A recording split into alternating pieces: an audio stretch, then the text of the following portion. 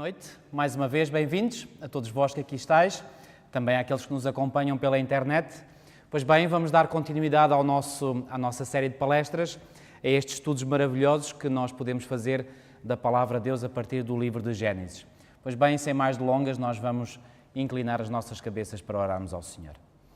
Senhor nosso Deus, nosso Pai, muito obrigado porque mais uma vez Tu nos concedes este privilégio, esta oportunidade de estarmos aqui reunidos em Teu nome, e obrigado pela certeza que temos desde o início de que Tu estarás entre nós, porque Tu prometeste que lá onde 2 ou 3 estivessem reunidos em Teu nome, Tu estarias no meio deles. Obrigado pela Tua certeza e que a presença do Teu Espírito Santo venha abrir a nossa mente e igualmente o nosso coração à compreensão, mas igualmente à aceitação da Tua Palavra. Ó Senhor, hoje que vamos estudar esta profecia tão importante da Tua Palavra, que nos ajudará a compreender todas as outras, que Tu nos dês um especial discernimento, para que nós assim possamos entender a forma como Tu tens dirigido a história deste mundo. Te pedimos tudo e Te agradecemos em nome do Senhor Jesus. Amém. Pois bem, amigos, antes de começarmos com o tema desta noite, eu gostaria só de fazer um pequenino acrescento em relação àquilo que nós vimos ontem. Pois bem, nós ontem vimos aqueles 2 filhos, vimos todas as implicações daqueles 2 filhos que Abraão teve. O primeiro filho, Ismael, o segundo filho, Isaque. Nós vimos, sobretudo, e o que nós enfatizamos mais, foi o significado espiritual desses 2 filhos. Vimos que o primeiro filho, Ismael, representa o primeiro nascimento, o segundo filho representa o segundo nascimento, o nascimento espiritual. Pois bem, não tive tempo de depois fazer uma aplicação ainda mais profunda do significado profético desses 2 filhos. Comecei apenas por referir brevemente, mas eu gostaria de agora poder enfatizar. Ora bem, nós concluímos que, pelo facto do apóstolo Paulo dizer que Agar, portanto, aquela mulher da qual Abraão teve o primeiro filho, ser comparada à Jerusalém atual, isso significa que os judeus do tempo de Paulo, na sua maior parte, eram pessoas que tinham vivido o primeiro ou o segundo nascimento. Só o primeiro nascimento. E então agora a pergunta é, será que é correto interpretar a profecia bíblica à luz da nação de Israel, como fazem a maior parte dos protestantes e evangélicos de hoje? A maior parte, vocês sabem, normalmente aqui em Portugal não se sente muito isso. Mas há cerca de 9 anos atrás, portanto mais precisamente no ano de 2003, eu tive a oportunidade que, juntamente com a minha mulher, de estarmos nos Estados Unidos e vi como realmente essa forma de interpretar a profecia bíblica é muito, muito, muito forte nos Estados Unidos. E aliás, não é só nos Estados Unidos, só que como lá, digamos, a população evangélica e protestante é muito, muito grande, pois bem, a influência é forte. Mas eles interpretam as profecias bíblicas centradas no povo de Israel, na nação literal de Israel. E dizem que Deus irá, pois bem, os últimos acontecimentos estão centralizados em Israel e que Deus, através de Israel, irá cumprir as suas promessas. Eu pergunto, será que Deus vai cumprir as suas promessas através de um povo que o não recebeu como seu Salvador?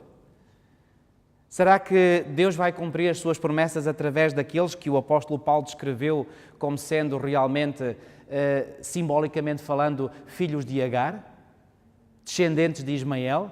É evidente que não. E deixem-me ler só 2 passagens bíblicas, a primeira das quais está em Romanos, no capítulo 2, e nos versículos 28 e 29, que diz o seguinte: porque não é judeu quem o é apenas exteriormente, nem é circuncisão a que é somente na carne. Porém, judeu é aquele que o é interiormente, e circuncisão a que é do coração, no espírito, não segundo a letra, e cujo louvor não procede dos homens, mas de Deus. Poderia o apóstolo Paulo ser mais claro do que aquilo que ele foi aqui? Não podia ser. E aqui nesta passagem que acabámos de ler, o que é que o apóstolo Paulo diz? Diz que quem é que é o verdadeiro judeu? É aquele que o é interiormente, e circuncisão é a que é do coração. Venham comigo um bocadinho mais à frente, nesta mesma epístola de Paulo aos Romanos, no capítulo 9. Romanos, no capítulo 9, e vamos ler os versículos 6 a 8. E não pensemos que a palavra de Deus haja falhado, porque, agora reparem, nem todos os de Israel são de facto israelitas. Já viram isto? Nem todos os de Israel são de facto israelitas. Nem por serem descendentes de Abraão são todos seus filhos. Quando Jesus teve um diálogo com os judeus, que nós não vimos em João no capítulo 8, o Senhor a determinada altura disse: bem sei que sois descendência de Abraão. Mas eram descendência de Abraão no sentido espiritual, através de que filho? Através de Ismael. Porque repare o que é que diz aqui o apóstolo Paulo. Porque nem todos os de Israel são de facto israelitas, nem por serem descendentes de Abraão são todos seus filhos. Estava aqui o apóstolo Paulo a considerar Ismael como sendo filho de Abraão? Não. Agora reparem, mas em Isaque será chamada a tua descendência. Isto é, estes filhos de Deus não são propriamente os da carne, ou seja, os ismaelitas, mas devem ser considerados como descendência os filhos da promessa. Não vou demorar muito mais, mas eu quero que fiquem com esta noção básica. Todas as profecias, ou melhor, todas as promessas, melhor dito, de Deus relativamente a Israel vão se cumprir sim. Mas quem é o Israel? O Israel de Deus é composto por aqueles que são judeus interiormente, que se circuncidaram no seu coração. São aqueles que aceitaram Jesus Cristo, que viveram um novo nascimento, o novo nascimento representado por Isaque. Esses sim são os verdadeiros israelitas. E é através desse Israel que as promessas de Deus se vão cumprir. Então, aquela ideia que alguns protestantes têm de que a última grande batalha que vem descrita no livro do Apocalipse, nomeadamente no capítulo 16, e que é conhecida como a Batalha do Armagedom, e que dizem que vão ser, portanto, os árabes se vão levantar contra os judeus literais. E os árabes vão ter do seu lado, talvez, os russos e também os chineses e os japoneses, que eles interpretam ser os reis do Oriente. Nós vamos ter depois uma palestra sobre a Batalha do Armagedom, vamos ver estes assuntos mais em detalhe. Vai isto acontecer assim? É evidente que não. Ou seja, vai haver uma batalha, a Batalha do Armagedom significa que há uma batalha contra Israel, sim, mas esses israelitas que vão ser objeto de fúria, de ódio, são os israelitas quê? Os israelitas espirituais. Aqueles que nasceram o segundo nascimento. Aqueles que descendem de Isaque, não os que descendem de Ismael. Ou seja, os judeus que vivem lá na chamada Terra Santa não são verdadeiros israelitas. São descendentes de Abraão, mas através de Ismael, no sentido espiritual. Está claro este ponto? A última grande batalha será entre Israel e Babilónia. E por falar nisso, sabem qual é o livro da Bíblia que melhor descreve esta batalha entre Israel e a Babilónia? É o livro cujo capítulo básico mais importante nós vamos precisamente estudar hoje. É o livro de Daniel. Daniel descreve uma luta entre Babilónia e Israel. Só que a luta descrita no livro de Daniel é entre a Babilónia histórica e o povo de Israel histórico. Só que nessa luta entre a Babilónia histórica e o Israel histórico, nós vemos um quadro da grande luta ou da maior luta entre a Babilónia espiritual descrita no livro do Apocalipse e o Israel espiritual. Mas à luz do Novo Testamento, o verdadeiro Israel, aquele através de quem se vão cumprir as promessas de Deus, é o Israel espiritual, ou seja, os descendentes de Isaque, aqueles que nasceram pelo Espírito, assim como Isaque nasceu pelo Espírito. Está claro este ponto? Nós haveremos depois de falar mais sobre isto. Muito bem, só recapitulando um outro pequenino detalhe, antes de avançarmos então para o estudo desta noite. Pois bem, recordam-se de nós termos já aqui visto que Adão, quando foi criado por Deus, Adão e Eva receberam o domínio sobre quê? Sobre este planeta Terra, e que eles poderiam e deveriam dominar sobre tudo. Só que esse domínio, atenção, não era o domínio como nós muitas vezes entendemos hoje, que é um domínio que não é um domínio inteligente. Não, este domínio significa que eles eram, por assim dizer, os administradores, os gestores deste planeta. Claro que eles tinham que prestar contas a Deus, mas na sua natureza santa, pura e perfeita, qual seria o problema? Portanto, Adão e Eva receberam o domínio sobre o território era o planeta Terra. A bênção de Deus estava garantida para eles e para os seus descendentes. E, aliás, Deus fez a promessa e fez-lhes o pedido que eles se multiplicassem e que enchessem a terra. E a terra deveria ser cheia de uma geração, de um povo que deveria ser santo, puro e perfeito, assim como eles eram santos, puros e perfeitos quando saíram das mãos do Criador. Mas eis que eles fizeram a vontade ao inimigo de Deus. E então aquilo que eles deveriam ter, deram, por assim dizer, de mão beijada para Satanás. É por essa razão que vamos ver um texto em Lucas, no capítulo 4, Lucas capítulo 4, que Satanás pôde um dia dizer estas palavras a Jesus. Lucas, no capítulo 4, trata-se do episódio onde Jesus é tentado por Satanás. Este episódio vem igualmente relatado em Mateus, mas vamos ver aqui em Lucas, Lucas no capítulo 4 e nos versículos 5 a 7. Lemos aqui o seguinte: E elevando, mostrou-lhe no monte todos os reinos do mundo. Quantos reinos? Todos os reinos do mundo. E agora repare o que é que Satanás vai dizer a Jesus. Disse-lhe o diabo: Dar-te-ei toda esta autoridade e a glória destes reinos. Quais reinos? Os reinos do mundo referidos no versículo anterior. E esses reinos são quantos? Uma parte ou todos? Todos. Dar-te-ei toda esta autoridade e a glória destes reinos, porque ela me foi quê? Me foi entregue. E foi entregue por quem? Por Adão. Adão deu de mão beijada a Satanás toda a autoridade e a glória dos reinos deste mundo. E agora aqui é como se Satanás estivesse a dizer a Jesus: ok, já que isto agora me foi dado, repare o que é que ele diz a seguir.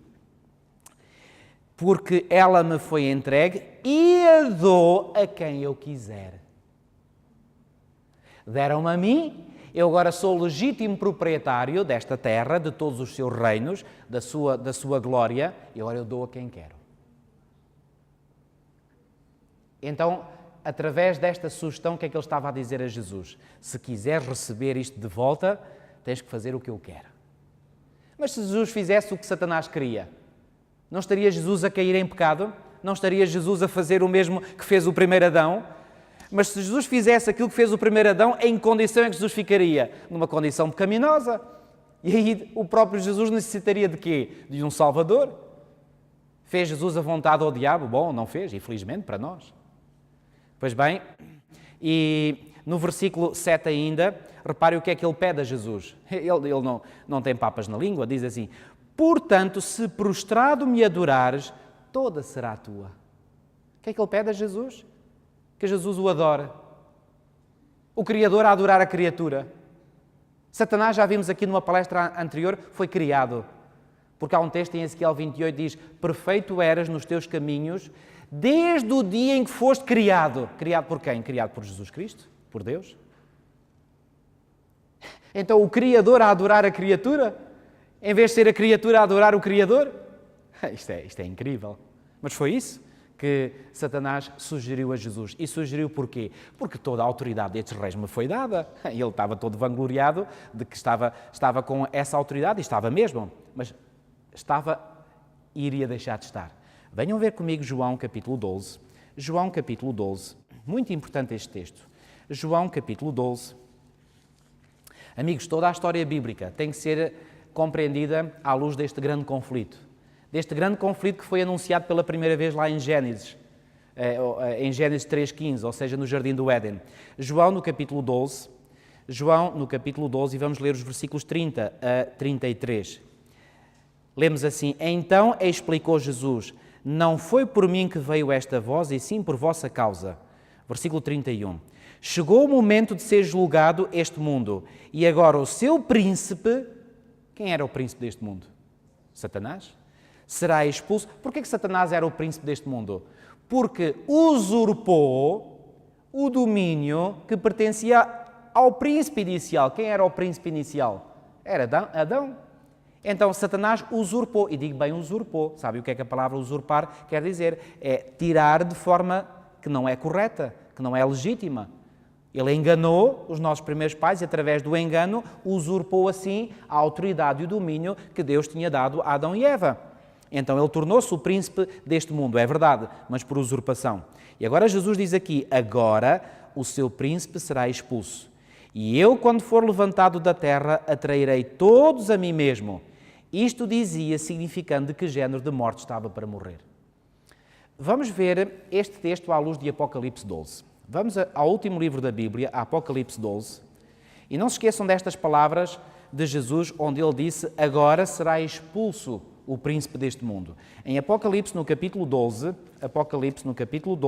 e nos versículos 10 a 12, lemos o seguinte. Vamos ter também uma palestra inteira sobre Apocalipse 12. Apocalipse, no capítulo 12 e versículos 10 a 12, lemos o seguinte: Então ouvi grande voz do céu proclamando, agora, reparem, agora, é o mesmo advérbio de tempo que foi usado lá em João, no capítulo 12, agora será expulso o príncipe deste mundo. Aqui diz, agora veio a salvação, o poder, o reino do nosso Deus e a autoridade do seu Cristo, pois que? Pois foi expulso o acusador de nossos irmãos, o mesmo que os acusa de dia e de noite diante do nosso Deus. E agora repare o que diz o versículo 12. Por isso festejai aos céus e vós os que neles habitais, ai da terra e do mar, pois o diabo desceu até a vós cheio de grande cólera, sabendo que pouco tempo lhe resta. Não diz aqui este texto precisamente o mesmo que diz a João 12, a mesma coisa. Agora será expulso o príncipe deste mundo. E aqui diz que foi expulso o acusador de nossos irmãos. Aqui é de lhe dado outro título, porque ele é acusador. Lembram-se de Jó, capítulo 1 e 2? Em que Satanás, como representante deste mundo, foi à presença de Deus no trono do universo e foi como e ele apresentou-se diante de Deus como quê? Como representante deste mundo, como príncipe deste mundo. Mas agora diz aqui que ele foi expulso. E foi expulso porquê? Repararam bem na primeira parte do versículo 10, diz, agora veio a salvação, o poder, o reino do nosso Deus e a autoridade do seu Cristo. Pergunto, quando é que veio realmente a salvação? Quando é que a salvação ficou garantida?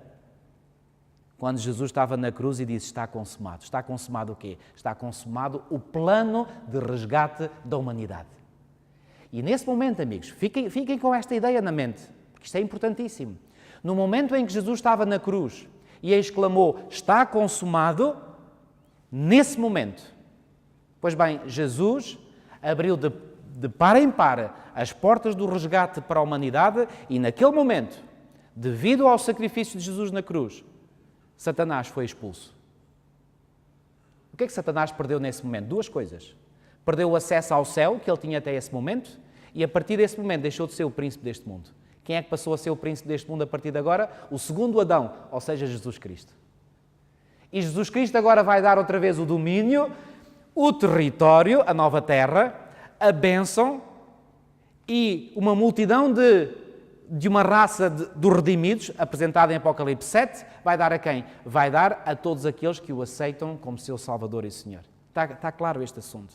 Ou seja, Jesus é o segundo Adão na medida em que vai recuperar das mãos do príncipe deste mundo, do que foi príncipe deste mundo, a autoridade e o domínio que este tinha entregue, que tinha sido dado a este através do primeiro Adão.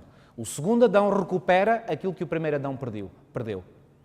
Aliás, esta terminologia, o primeiro Adão, o segundo Adão, é uma terminologia que encontramos na própria Bíblia, nos escritos do apóstolo Paulo. Pois bem, vamos agora ao nosso livro de Daniel, que nós vamos então estudar esta noite, e em particular o capítulo 2. E sabem, aquilo que nós iremos ver é o seguinte. Apesar de Satanás ter sido até à cruz o príncipe deste mundo, e essa expressão príncipe deste mundo foi uma expressão que foi atribuída pelo próprio Jesus Cristo, e portanto nós temos toda a legitimidade e dever de acreditar naquilo que Jesus disse, foi Jesus que o disse. Aquilo que nós iremos ver esta noite é que, apesar de Satanás ser o príncipe deste mundo até à morte de Jesus na cruz, o que nós iremos ver, e é algo fantástico, é que apesar disso, Deus, escutem bem, nunca deixou de ter o curso da história sob o seu controle. E o capítulo 2 de Daniel, o capítulo 2 de Daniel é a maior das profecias, é a profecia mais longa na história e é, digamos, a grande profecia matriz que permite compreender todas as outras profecias bíblicas, e nomeadamente as profecias do livro de Daniel. Deixem-me dar-vos esta imagem. A profecia de Daniel 2 é como que o esqueleto de um corpo, é como que a coluna vertebral que dá firmeza e verticalidade a tudo o resto. Se nós entendermos bem Daniel 2, vamos entender as demais profecias bíblicas, juntamente com aquela concepção de quem é Israel. Pois bem, vamos então hoje estudar esta profecia de Daniel 2. Abram as vossas Bíblias em Daniel no capítulo 2. Não vamos ler todo o capítulo, porque o capítulo é grande e eu vou apenas referir aquilo que é o mais importante. Já agora, deixem-me dizer-vos que as grandes profecias dos livros de Daniel e Apocalipse, visto serem os dois grandes livros proféticos da Bíblia, Daniel no Antigo Testamento, Apocalipse no Novo Testamento, devem ser corretamente interpretados através de um método que é conhecido na teologia como sendo o método historicista. Ou também, eu poderia acrescentar um outro nome, o método historicista que nos apresenta o fluxo da história. Ou seja, é o método, aliás, método esse que está revelado no próprio livro de Daniel, é um método que nos faz compreender todas as profecias como se iniciando no tempo do profeta e que acompanham sequencialmente o tempo, cronologicamente falando, e que vão até ao final, ou seja, até ao estabelecimento do reino de Deus. Eu repito, o método historicista é aquele que vê as profecias bíblicas, nomeadamente as profecias dos livros de Daniel e Apocalipse, como descrevendo acontecimentos que se sucedem cronologicamente na história como um fluxo e um fluxo contínuo, sem interrupções. Infelizmente aqui, mais uma vez, os nossos amigos protestantes cometem um gravíssimo erro. Por exemplo, quando falam da profecia das 70 semanas de Daniel 9, eles dizem que as 69 primeiras semanas decorreram no passado, depois há uma interrupção que dura quase 2000 anos e finalmente depois desses 2000 anos, no final, a 70ª semana vai-se cumprir. Isto é totalmente falso e absurdo, é o mínimo que se pode dizer. Portanto, a profecia indica uma sequência cronológica e contínua dos acontecimentos, sem interrupções. Há dois métodos alternativos que surgiram na Idade Média a este método historicista. E deixem-me dizer-vos que este método historicista foi seguido na Igreja Cristã durante séculos. Os reformadores protestantes adotaram este método. Mas, pouco tempo depois do início da Reforma Protestante, houve dois padres jesuítas espanhóis que inventaram métodos alternativos. Eu posso dizer, não temos tempo de aprofundar este assunto, que a invenção desses métodos foi seguramente para contraagir a posição que os reformadores protestantes estavam a adotar. E porquê? Porque as interpretações proféticas a que os reformadores protestantes estavam a chegar punham em causa o bom nome da Igreja Romana. E a Igreja Romana estava a sentir-se com isso.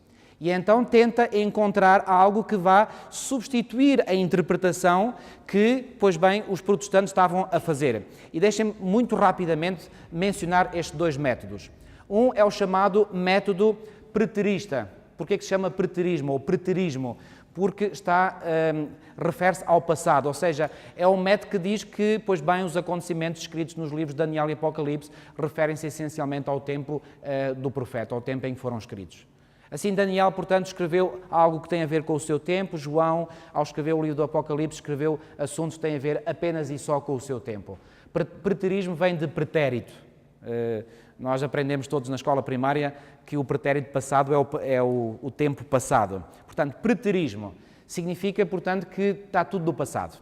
Pois bem, o autor deste método foi um padre jesuíta espanhol de nome Luís de Alcazar. Ele era da cidade de Sevilha e ele viveu entre os anos 1554 e 1613. A maior parte dos teólogos protestantes liberais seguem este método hoje em dia. E já agora deixem-me dizer-vos que este método, infelizmente, já está a penetrar em alguns meios adventistas também, este método preterista.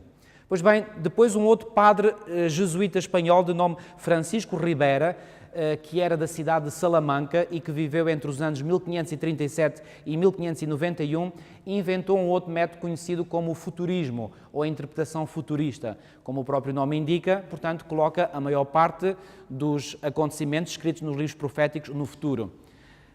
Milhões e milhões de protestantes e evangélicos acreditam nesta forma de interpretar a profecia bíblica, que dizem, portanto, que a maior parte dos acontecimentos ou daquilo que está relatado no livro do Apocalipse vai acontecer ainda no futuro.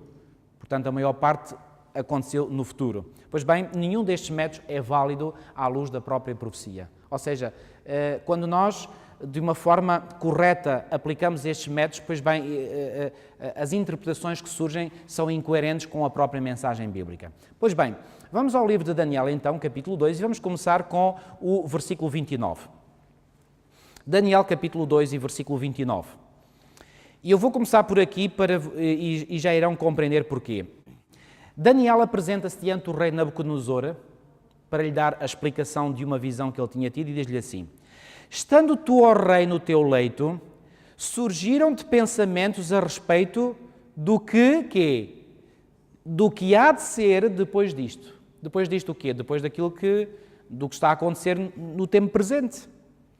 Aquele, pois, que revela mistérios, te revelou o que há de ser. Vocês captaram bem o que é que aqui Daniel disse ao rei Nabucodonosor? Eu vou ler outra vez. Estando tu, ó rei, no teu leito. Ou seja, ele estava deitado. Sabem, muitas vezes, quando nós estamos deitados, o que é que nós fazemos? Quando não estamos a dormir, estamos o quê? Estamos a pensar, estamos a refletir. E provavelmente o rei foi para a sua cama e ele estava deitado e começou a pensar sobre o que é que seria o seu reino no futuro. Estava preocupado com o futuro. E por causa disso, Daniel está a dizer que aquele, pois, que revela mistérios, quem é este que revela mistérios? É Deus? Te revelou o que há de ser. O que é que isto significa? Que enquanto Nabucodonosor estava a pensar nos seus pensamentos lá no leito, o que é que seria o futuro, Deus compreendeu o que é que Nabucodonosor estava a pensar.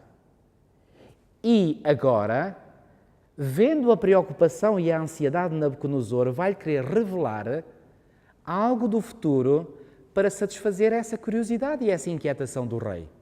Eu pergunto, o que é que isto prova? Prova que Deus leu os pensamentos do ser humano. Se Deus não tivesse a capacidade de ler os pensamentos do ser humano, acham que ele sabia o que é que o rei Nabucodonosor estava a pensar? É evidente que não. Bom, como é que ele tem essa capacidade? Bom, ele é o nosso Criador. Sabe tudo. Há alguma coisa em nós que esteja escondida diante do nosso Criador? Absolutamente nada. Então, vendo Deus que Nabucodonosor estava preocupado com o que haveria de ser depois disto, disse, ok, eu vou revelar então a este rei pagão aquilo que há de ser depois disto. E então revelou-lhe um sonho. Só que o rei teve esse sonho, sonhou, sentiu que sonhou qualquer coisa e depois acordou sobressaltado, mas quando acordou já não se lembrava do que tinha sonhado. Já agora, alguma vez vos aconteceu isso? A mim já. Eu acordo, eu tenho a noção de que sonhei qualquer coisa, mas não me consigo lembrar o que é que sonhei. Pois bem, venham ver comigo Daniel capítulo 2. E no versículo 1, no segundo ano do reinado de Nabucodonosor, teve este um sonho. Aliás, há versões que dizem sonhos, e já vos vou dizer porque que aparece a palavra no plural, sonhos. O seu espírito se perturbou e passou-se-lhe o sono. Ou seja, o que é que se passou com Nabucodonosor? Então, ele foi para a cama, começou a pensar o que é que seria o futuro do seu reino. Entretanto, Deus está a ver tudo, está a compreender o que é que está a passar na mente de Nabucodonosor. Entretanto, ele está absorto nos seus pensamentos, mas entretanto ele adormece. E já depois de estar a dormir, então tem um sonho. E esse sonho perturba-o. Ele, entretanto, acorda. Mas provavelmente, não se lembrando do sonho, adormece outra vez. E tem outra vez o sonho. Por isso é que aparece sonhos, plural. Ou seja, o mesmo sonho, não eram vários sonhos, era o mesmo sonho, mas apresentado diante dele várias vezes. E finalmente, depois de ele ter tido várias vezes o sonho, ele ficou tão perturbado que não conseguiu mais dormir e a Bíblia diz que passou-se-lhe o sono. E o que é que ele faz? Bom, o que é que este rei faz? Este rei agora, reparem, no versículo 2, diz assim, então o rei mandou chamar os magos, os encantadores, os feiticeiros e os caldeus para que declarassem ao rei quais lhe foram os sonhos. Eles vieram e se apresentaram diante do rei. Disse-lhes o rei, tive um sonho, e para sabê-lo está perturbado o meu espírito. Os caldeus disseram ao rei em aramaico, ó rei, vive eternamente. Diz o sonho a teus servos e daremos a interpretação. Bom, deixa-me antes de prosseguir fazer esta pergunta. Eu disse-vos há pouco, e creio que vocês compreenderam isso muito bem, que Deus, como tem a capacidade de ler o que vai na mente de cada um, compreendeu o que é que o rei Nabucodonosor estava a pensar. E então o rei Nabucodonosor estava a pensar, ansioso, preocupado com o futuro do seu reino. Então o Senhor decidiu, ok, eu vou revelar a este rei pagão aquilo que há de ser no futuro. E revela-lhe através de quê? Através de um sonho. Já vamos ver que sonho foi esse. Agora, o rei Nabucodonosor tem um sonho, até o tem várias vezes, e acorda sem saber qual é o sonho. Eu pergunto, então se o Senhor queria revelar a este rei o que é que vinha no futuro, porquê que lhe revela o sonho e depois fala o esquecer? E que tipo de esquecimento é este? Bom, eu diria que este esquecimento nós podemos chamar foi uma amnésia divinamente induzida. Porquê é que acham que o Senhor então produziu uma amnésia induzida na mente do rei Nabucodonosor? Bom, havia boas razões para isso. E nós vamos ver quais eram essas boas razões que Deus tinha. É que Deus sabia que depois de ele ter o sonho, quem é que ele ia chamar? Ele ia chamar precisamente aqueles que ele chamou. E quem eram esses que ele chamou? Estes que nós lemos no versículo 2, os magos, os encantadores, os feiticeiros, os caldeus. A propósito, os caldeus, sabem, esta palavra vem de uma palavra hebraica, caldu, que significa aquele que lê o céu. Ou seja, quem eram estes caldeus? Eram os astrólogos de então. Aqueles que supostamente decifravam o futuro com base na leitura dos astros e da posição dos astros. Já ouviram alguma coisa sobre isto? Aqueles que supostamente sabem ler o futuro consultando os astros e fazem os chamados horóscopos. Então o rei manda chamar esta turma inteira destas pessoas para lhe interpretarem o sonho. E, ao que tudo indica, estas pessoas trabalhavam lá no seu palácio. Eram funcionários pagos por ele, podemos dizer funcionários públicos. O rei, portanto, pagava bons salários a estes indivíduos, que eram seguramente os seus conselheiros, para, através das suas magias, das suas artes divinatórias, pois bem, saberem como aconselharem o rei. E o rei confiava neles. Agora sabem qual é o objetivo de Deus em permitir que o sonho que lhe deu agora fosse esquecido? É que Deus queria mostrar a Nabucodonosor que aquela turma de feiticeiros e de magos e de astrólogos, etc., valia zero. Vocês acham que se Nabucodonosor não se tivesse esquecido do sonho, que eles não arranjavam ali uma boa interpretação para dar ao rei? O que importava se aquilo era verdadeiro ou não? Eles queriam, mas era produzir trabalho, queriam justificar o seu salário. Então eles arranjavam uma interpretação qualquer.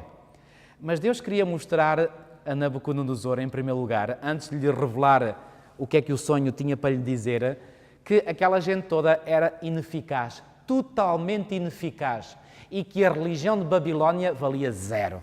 A religião de Babilónia estava em bancarrota.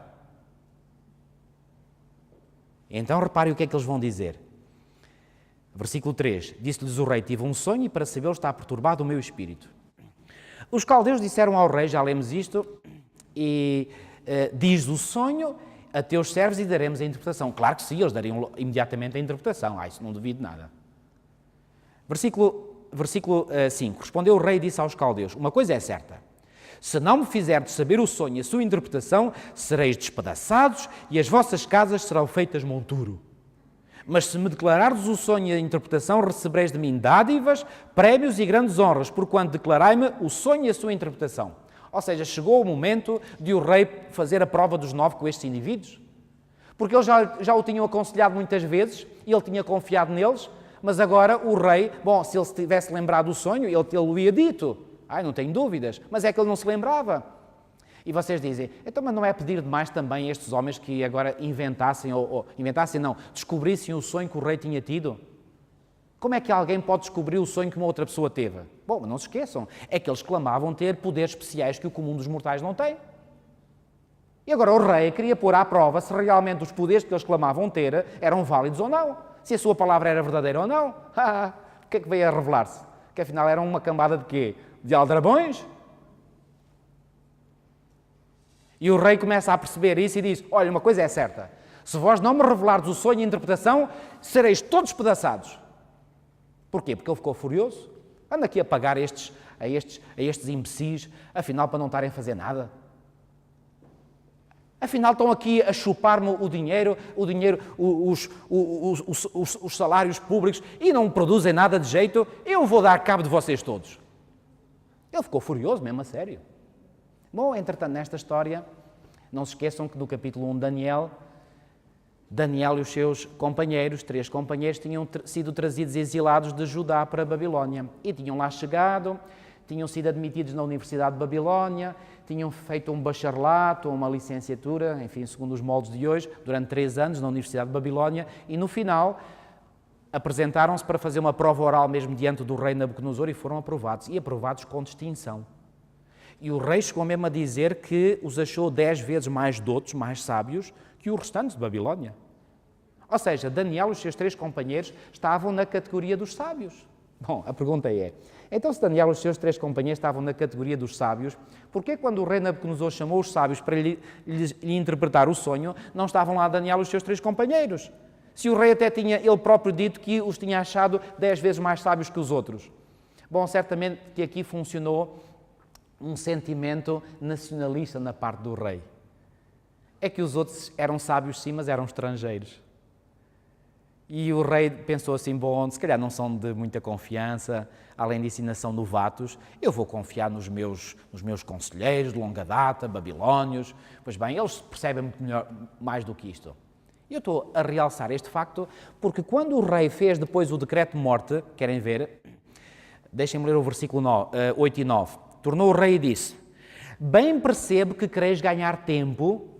Reparem, no versículo 7 eles disseram outra vez, responderam segunda vez e disseram, diga ao rei o sonho a seus servos e lhe daremos a interpretação. Eles aqui começam a ficar aflitos.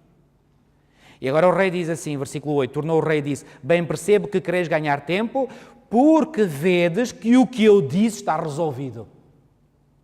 E ele estava mesmo determinado a fazer aquilo que tinha dito. Versículo 9, isto é, se não me fazeis saber o sonho, uma só sentença será a vossa, pois combinastes palavras mentirosas e perversas para as proferires na minha presença, até que se mude a situação. Portanto, dizei-me o sonho e saberei que me podeis dar-lhe a interpretação. Repararam o que ele disse aqui? Dizei-me o sonho e saberei que me podeis dar-lhe a interpretação. Eu agora quero a prova dos 9.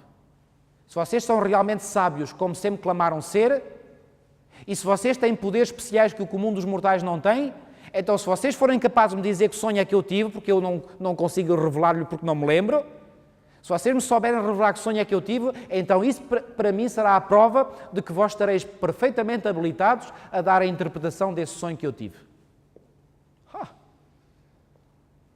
Agora eu pergunto, vocês acham que se Satanás tivesse a capacidade de ler o que vai na mente das pessoas, não teria conseguido ler aquilo que Nabucodonosor tinha sonhado e, nesse caso, não teria chegado junto dos magos e dos caldeus e ter-lhes dito o sonho que o rei teve foi este, assim, assim, assim, assim, assim? Já viram o que é que este capítulo mostra? Por um lado, Deus que consegue ler os pensamentos do ser humano, porque leu aquilo que ia na mente de Nabucodonosor, quando ele estava lá no seu leito a pensar o que é que seria no futuro, as coisas depois disto. Mas, por outro lado, Satanás, provado por este episódio, a não ser capaz de ler o que ia na mente de Nabucodonosor. Quem é que tem mais poder desta história? Deus ou Satanás? Deus tem. E sabem que isto continua a ser válido hoje?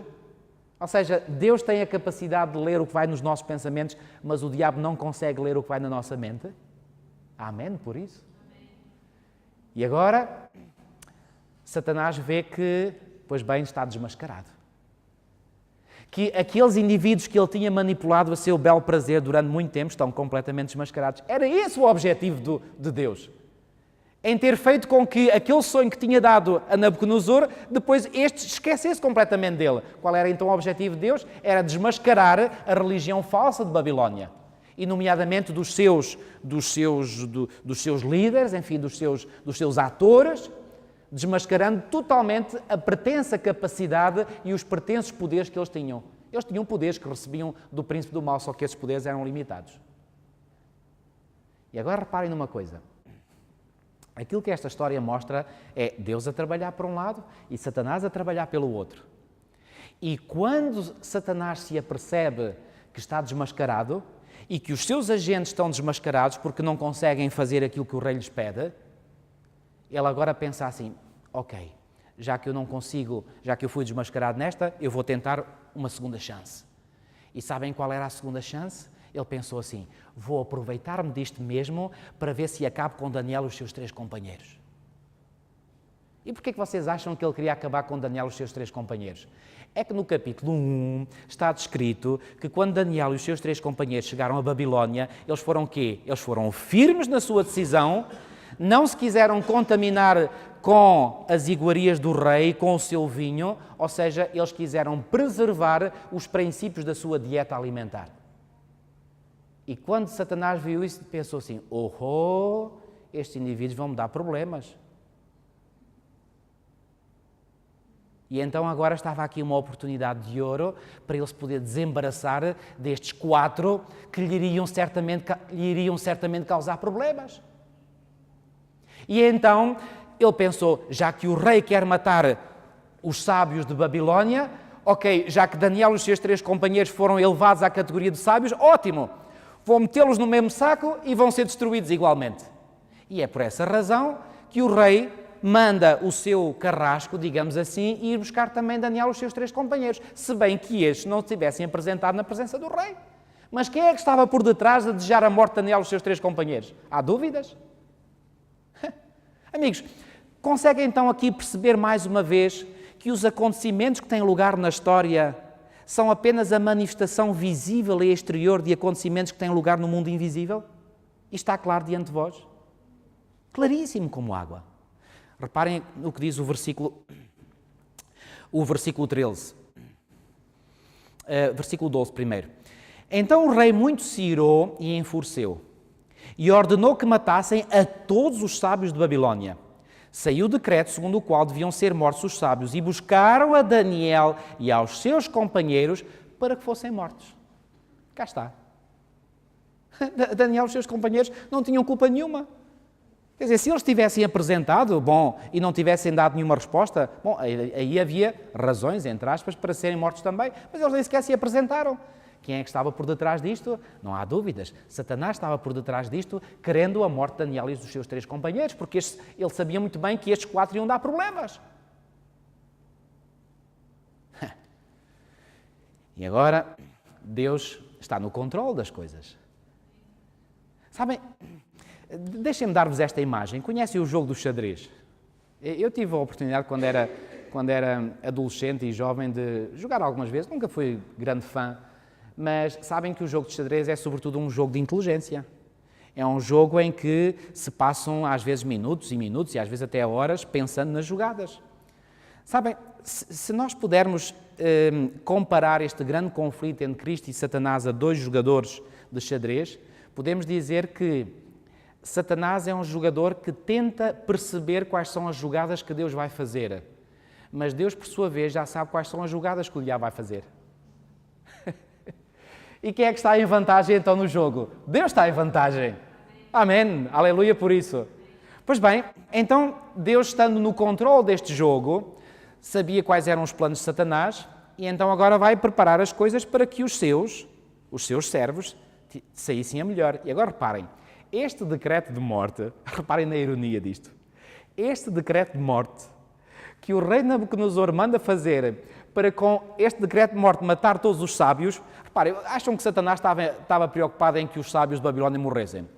Não estava lá interessado. O que mostra que Satanás utiliza alguns agentes humanos enquanto lhe apraz, enquanto ele os pode usar, quando já não servem, o que é que interessa? Ele dá-lhes um pontapé no rabo e, olha, vão-se embora que já não preciso de vós.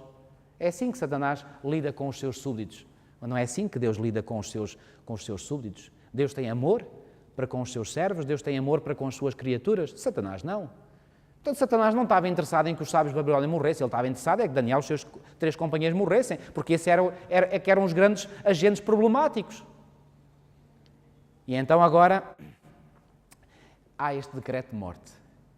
E a situação irónica é esta, é que este decreto de morte, que tinha como intenção principal matar Daniel e os seus 3 companheiros, vai reverter-se a favor de Daniel e é graças a isso que Daniel entra na ribalta e chega a ser ele e os seus companheiros a ocupar posições de prestígio e de poder na própria Babilónia. Uau! Quem é que está realmente em controle da situação? Quem é que consegue desjogar as jogadas de Satanás e transformar aquilo que é negativo em bem? Lembram-se da situação de José no Egito? Tudo durante um tempo parecia correr mal na vida de José. Ele foi vendido como escravo para o Egito, depois chegou lá, estava-se a portar bem, tudo estava a correr bem, ainda por cima vai parar depois à prisão, sem ter culpa nenhuma, sendo inocente. José poderia, naquele momento, sentir-se desmoralizado. E durante 2 anos ele tinha pedido a quem tinha interpretado o sonho e tinha batido certo: olha, lembra-te de mim quando fores outra vez trabalhar junto do faraó, lembra-te de mim. E porquê que durante 2 anos aquele servo não se lembrou de José? Amnésia divina, porque ainda não tinha chegado o tempo. E de repente os acontecimentos dão uma volta e aquilo mesmo que tinha contribuído para a desgraça, entre aspas, de José, Deus vai reverter em bem e José vem a ser o primeiro-ministro do Egito. Meus amigos, nunca desesperem. Quando por vezes vocês estão a viver situações difíceis e parece que não há desenlace possível. Porque muitas vezes essas mesmas situações difíceis são oportunidades que Deus permite que aconteçam na vossa vida, sabem para quê? Para que depois vós sejais preparados para ir ocupar posições de responsabilidade e de importância para fazer avançar a causa do reino de Deus. Foi o que aconteceu com Daniel e os seus 3 companheiros. Fantástico! Eu amo esta história. Aliás, como todas as histórias da Bíblia. Mas esta história é fantástica. E agora reparem, devido a este decreto de morte, então Daniel vai pedir ao carrasco, eu estou a resumir para não ter tempo, foi pedir ao carrasco que pedisse ao rei para lhe dar algum tempo, porque ele iria dar a explicação. Será que Daniel tinha fé que Deus lhe ia dar a explicação? Absolutamente. Daniel era um homem de fé. E porquê que ele tinha tanta fé? Diz-nos o capítulo 6 que ele orava pelo menos 3 vezes por dia. Isso eram as suas orações regulares. Por 3 vezes ao dia, aquele homem estava em diálogo com o seu Deus. Daniel tinha confiança em Deus. Daniel sabia quem era Deus, conhecia Deus pessoalmente. E por isso ele tinha fé que Deus ia resolver o problema. Aliás, Deus já estava a preparar tudo, precisamente para Daniel. Só que aí Daniel não sabia. Ele age pela fé apenas. E o que é agir pela fé? O que é a fé segundo a Bíblia? Qual é a definição que a Bíblia nos dá de fé? É a certeza das coisas que se veem? Não, a certeza das coisas que se não se veem.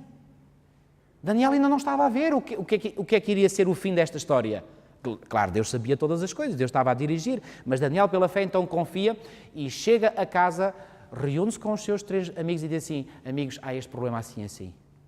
Nós vamos ter que pedir a Deus ajuda. Eles ajoelharam certamente, oraram e sabe o que é que aconteceu? Nessa noite, o mesmo sonho que Deus tinha dado a Nabucodonosor agora deu a Daniel. Mas não deu só o sonho, deu o sonho e a sua interpretação. E mais, quando Daniel acordou, lembrava-se de tudo. Não tinha esquecido como Nabucodonosor tinha. E assim que ele acorda e se lembra de tudo, a primeira coisa que Daniel faz é agradecer a Deus. Antes de ele ir para o palácio para contar ao Nabucodonosor o que é que este tinha sonhado, Daniel agradece a Deus. Nunca deveríamos fazer nenhum pedido a Deus e depois de vermos que Deus responde a esse pedido que nós lhe fizemos, sem agradecermos aquilo que Deus nos faz. Então Daniel agradeceu e depois apresenta-se diante do rei. E agora reparem, Daniel, se fosse um daqueles evangelistas de sucesso que andam por aí e em algumas igrejas, ele teria ficado com todo o crédito para ele.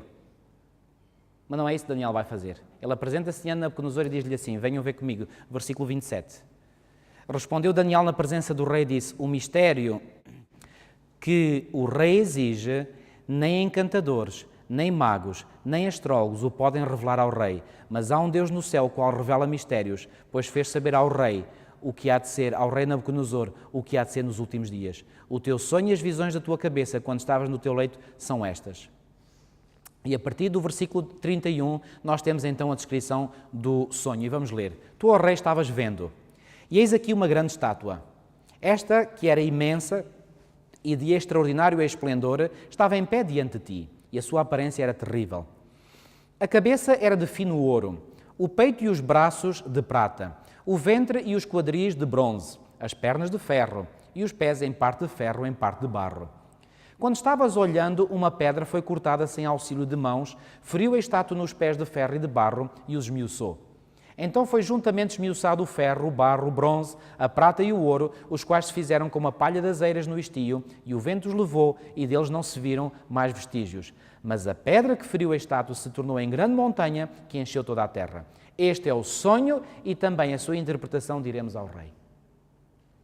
Aqui Daniel fez uma descrição exata, objetiva, o mais objetiva que ele podia, do sonho que o rei Nabucodonosor tinha tido.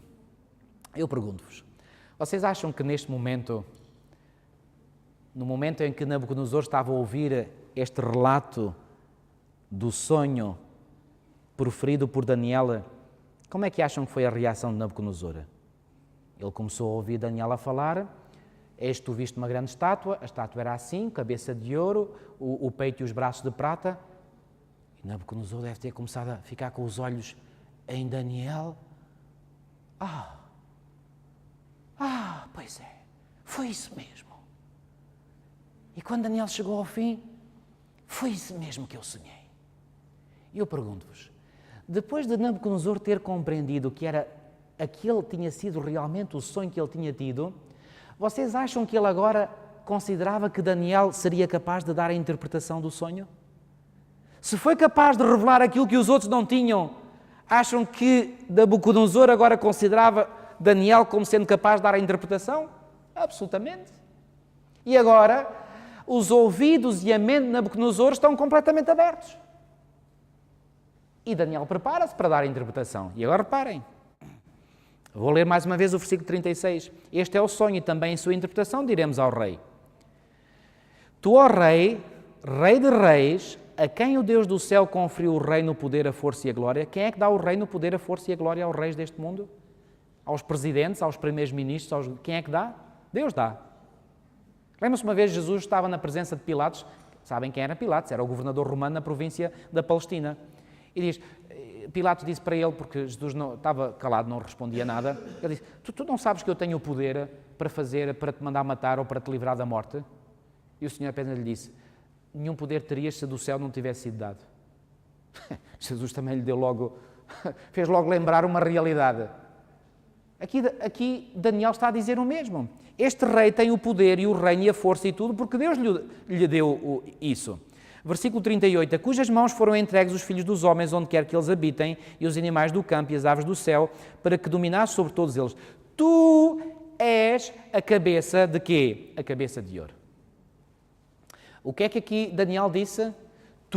Este tu refere-se não à pessoa em si, mas ao rei como monarca, e está-se a referir ao reino do qual ele era o monarca. Qual era esse reino? Era o reino de Babilónia. E será que podemos ter a certeza de que Daniel estava a falar não do rei, mas do reino do qual ele era o monarca? Sim, porque a seguir no versículo 38 diz assim: depois de ti Nabucodonosor, se levantará outro quê? Outro rei? É isso que lá diz? Não, outro reino. O que significa que o primeiro, representado pela cabeça de ouro, não representava o rei em si como pessoa, mas o reino do qual o rei era o monarca. Depois de ti se levantará outro reino inferior ao teu, e um terceiro reino de bronze, o qual terá domínio sobre toda a terra. O quarto reino será forte como o ferro, pois o ferro a tudo quebra e esmiuça, como o ferro quebra todas as coisas, assim ele fará em pedaços e esmiuçará. Quanto ao que viste dos pés e dos artelhos em parte de barro de oleiro e em parte de ferro, será esse um reino dividido. Contudo, haverá nele alguma força, alguma coisa da firmeza do ferro, pois que viste o ferro misturado com barro de lodo. Como os artelhos eram em parte ferro e em parte de barro, assim por uma parte o reino será forte e por outra será frágil. Quanto ao que viste do ferro misturado com barro de lodo, misturar-se-ão mediante casamento, mas não se ligarão um ao outro, assim como o ferro não se mistura com o barro. Mas nos dias destes reis, o Deus do céu suscitará um reino que não será jamais destruído. Este reino não passará a outro povo, esmiuçará e consumirá todos estes reinos, mas ele mesmo subsistirá para sempre. Como viste que do monte foi cortada uma pedra sem auxílio de mãos, e ela esmiuçou o ferro, o bronze, o barro, a prata e o ouro, o grande Deus fez saber ao rei o que há de ser futuramente. Certo é o sonho e fiel a sua interpretação. Deu Daniel então a visão do que era esse sonho, deu depois ele a seguir a interpretação desse sonho também. Muito rapidamente, o que é que este sonho então simbolizava ou representava? Pois bem, Nabucodonosor tinha visto uma grande estátua, ereta, em pé, composta por diferentes metais, ou seja, não era uma estátua homogénea, era heterogénea, a cabeça era de ouro e simbolizava o quê? O reino desse mesmo rei Nabucodonosor, o reino de Babilónia. E já agora deixem-me dizer-vos que o reino de Babilónia teve o seu auge, o seu clímax na história humana entre o ano 605 a.C.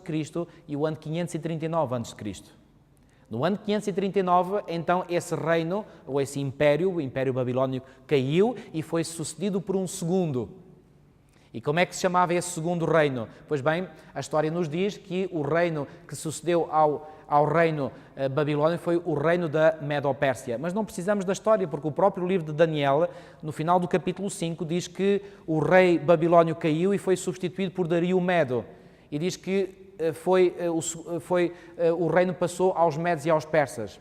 No capítulo 8 de Daniel, não vamos estudar neste seminário o capítulo 8, no versículo 20, diz também, faz menção pelo nome ao reino da Medo-Pérsia. No capítulo 11 do livro de Daniel, no versículo 2, faz também menção da Medo-Pérsia. E a Medo-Pérsia reinou entre os anos, ou dominou o mundo e então, portanto isto eram impérios universais, dominou o mundo entre os anos 539 e 331. Finalmente, o terceiro reino que sucede, também mencionado no livro de Daniel, no capítulo 8, versículo 21, no capítulo 11, versículo 2, é o reino da Grécia. Sucedeu ao Império da Medo-Pérsia e que dominou o mundo entre os anos 331 e 168. Estão a ver aqui o fluxo da história? E finalmente o quarto reino, esse não vem mencionado pelo nome no livro de Daniel, mas é fácil nós percebermos qual foi. Foi Roma, o Império Romano. Qual era o império que dominava o mundo quando Jesus nasceu? Era Roma. Quem é que tentou matar Jesus e conseguiu, aliás, fez o decreto para que todas as crianças de 2 anos para baixo em Belém fossem mortas? Herodes? Herodes era quê? Herodes era o representante romano naquela época. Sob que autoridade é que Jesus foi condenado à morte? Sob a autoridade de Pôncio Pilatos, que era quê? Governador romano. Roma dominava. E depois vem aqui, nós iremos depois mais ver em detalhe numa palestra mais à frente, o que é que sucede a Roma imperial. E finalmente, repararam como é que termina a interpretação? Deus estabelecerá o seu reino. E esse reino é simbolizado por uma pedra. Sabem o que é que a pedra simboliza na Bíblia? A pedra simboliza Jesus Cristo. Em 1 Coríntios 10:4, Paulo diz que havia uma pedra que seguia o povo de Israel no deserto, e essa pedra era Cristo. Essa pedra vir do céu representa o quê? Representa a segunda vinda de Cristo com poder e glória, que há de pôr fim a todos os reinos deste mundo. Estão a ver então a sequência, o fluxo da história? Nós temos coisas maravilhosas para descobrir ao longo deste seminário. Que Deus nos ajude. Vamos orar. Senhor nosso Deus, nosso Pai, muito obrigado porque mais uma vez Tu estiveste presente entre nós e nos ajudaste a compreender um pouco mais da Tua Palavra. Nós Te damos graças por isso. E queremos pedir que nos continues a dar um espírito aberto, um coração aberto, para continuarmos a investigar a Tua Palavra e descobrirmos as grandes lições, os grandes mistérios que Tu tens aqui revelados para cada um de nós. Ó Senhor, são mistérios revelados. Parece um contrassenso, mas é a realidade. Algo que parece realmente misterioso, mas que quando nós estudamos a fundo se revela como algo maravilhoso diante dos nossos olhos e diante da nossa mente. Senhor, continua a estar connosco e agora despede-nos deste local com a Tua bênção e a Tua paz. Te pedimos tudo e te agradecemos em nome do Senhor Jesus. Amém.